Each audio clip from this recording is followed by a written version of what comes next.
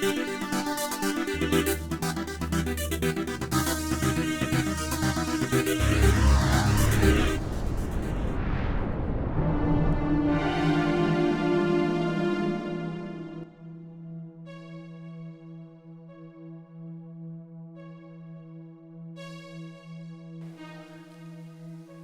3 বছর হয়ে গেল আমাদের বিয়ে হয়েছে।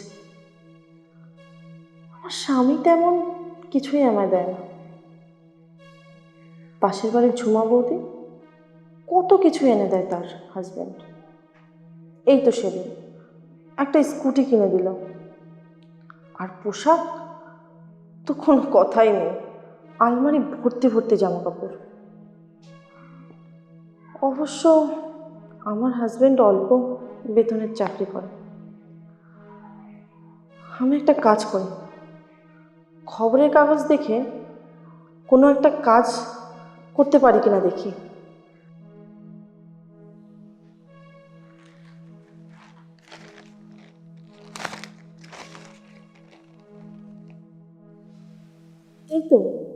এই তো একটা কাজ আছে, মাসে 50,000 টাকা স্যালারি। দেখি ফোন করে।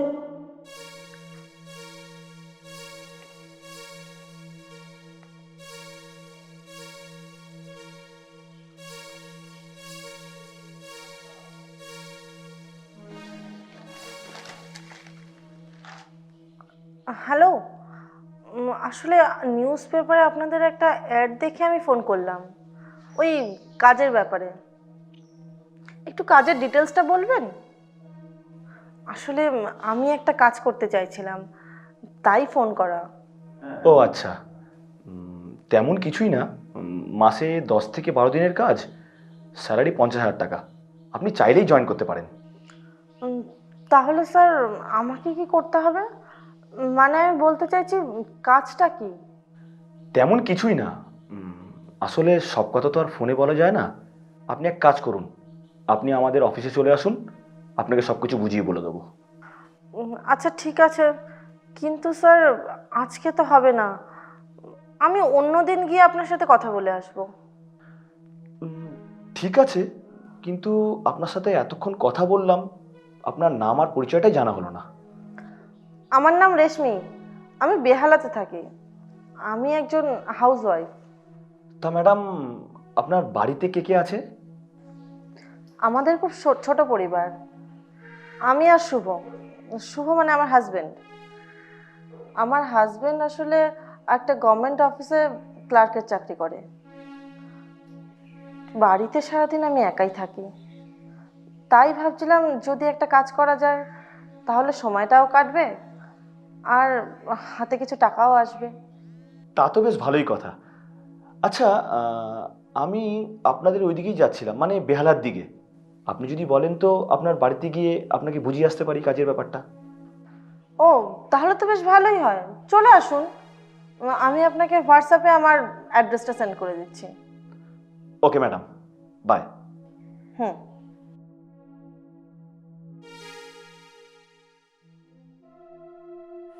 তাহলে ম্যাডাম, আমাদের কাজের ব্যাপারে আপনাকে বলি।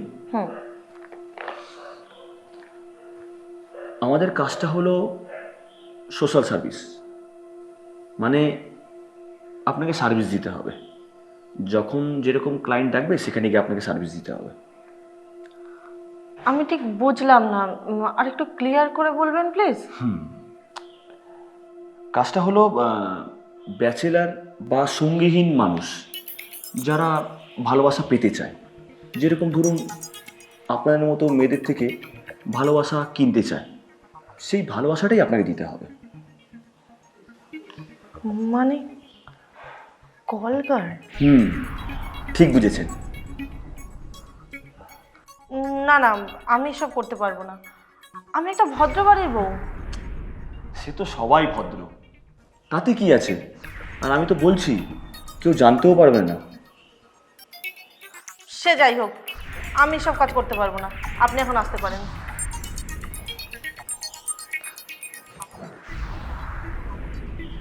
বলছিলাম একবার ভেবে দেখলে হতো না?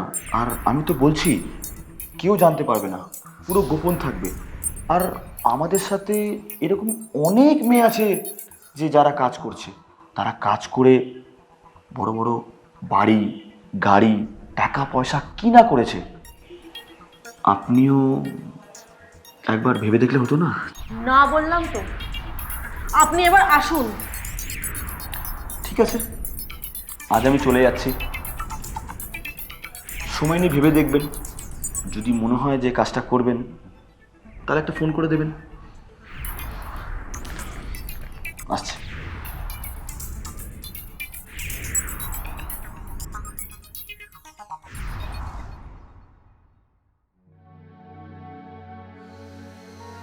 এইভাবে ভিখিরির মতো থাকতে আর ভাল লাগে না।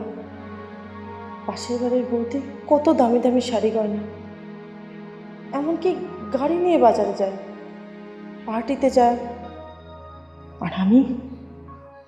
না না, আমাকেও কিছু করতে হবে।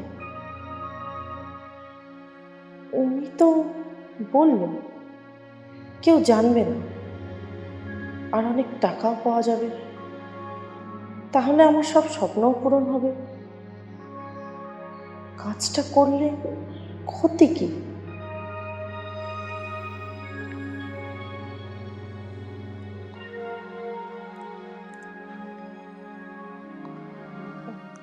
হ্যালো, আমি রেশমি বলছি বেহালা থেকে। আপনি আমাদের বাড়িতে এসেছিলেন? হ্যাঁ, চিনতে পেরেছি। আর আমি এটাও জানতাম তুমি আমাকে ফোন করবে। স্যার, বলছি কাজটা আমি করব, কিন্তু কেউ জানতে পারবে না তো? একদমই না। আর আমি তোমায় কথা দিচ্ছি, কাক পক্ষেও টের পাবে না।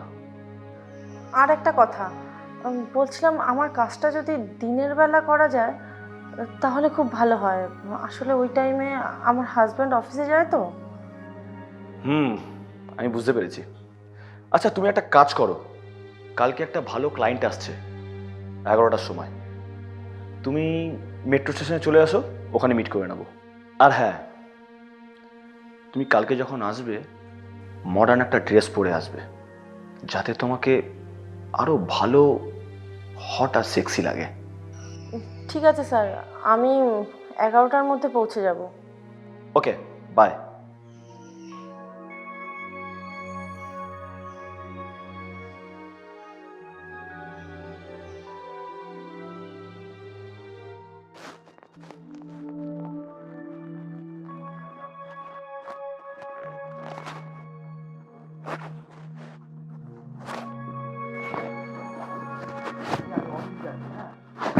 আর তুমি নিজের খেয়াল রেখো, ঠিক আছে?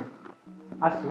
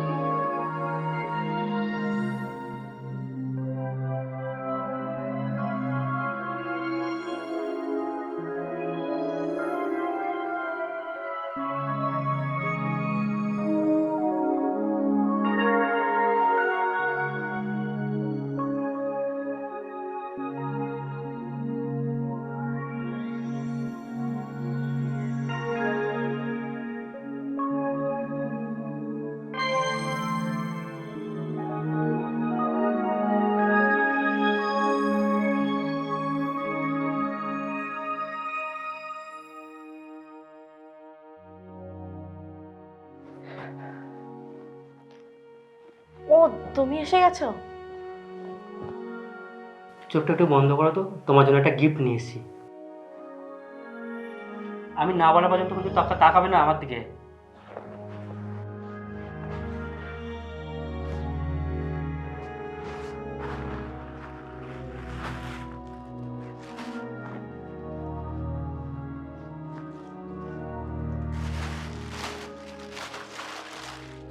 এই নাও।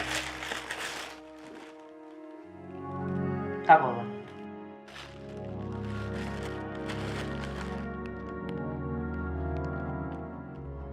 এ তো হীরের আংটি।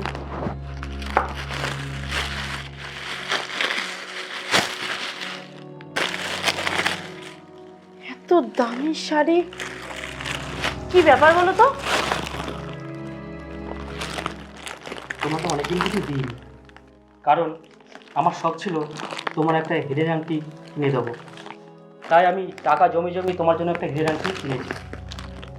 আর এই শাড়িটা তোমার জন্য আমি নিয়ে এসেছি। কালকে তোমার জন্মদিন, এই জন্মদিনে পড়বে, আর সেজন্য আমি অফিস থেকে ছুটি নিয়েছি তোমাকে ঘুরতে নিয়ে যাবো বলে।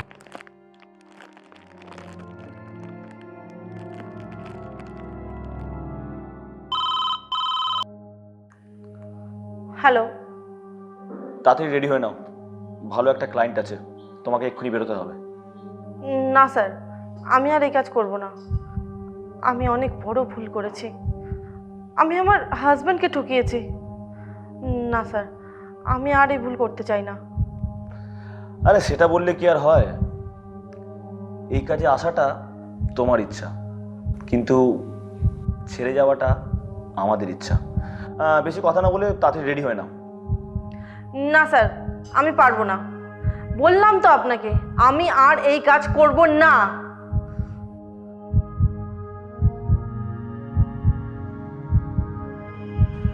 আমার ফোন কেটে দেওয়া?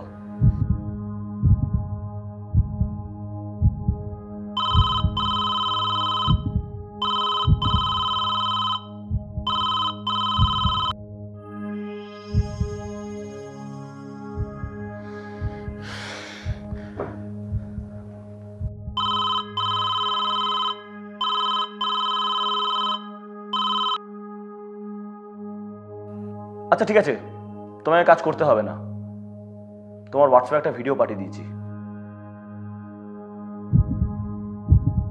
তা ভিডিওটা কি তোমার হাজবেন্ডকে পাঠিয়ে দেবো, নাকি ভালো মেয়ের মতো তুমি আমার রুমে এসে দেখা করবে?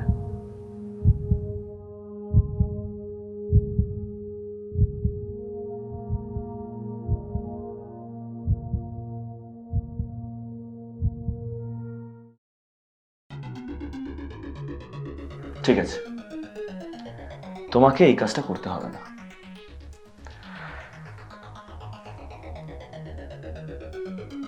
আর আমি এই ভিডিওটাও ডিলিট করে দেবো।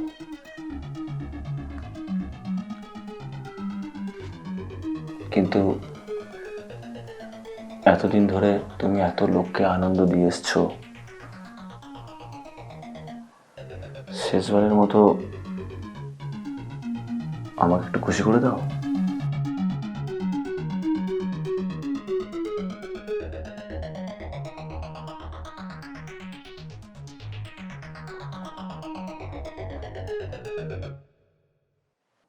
রেশমি, রেশমি,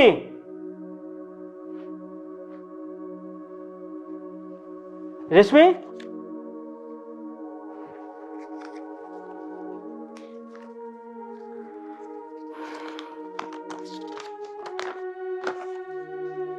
আমি অনেক বড় অন্যায় করেছি। তোমার সাথে আমি বিশ্বাসঘাতকতা করেছি।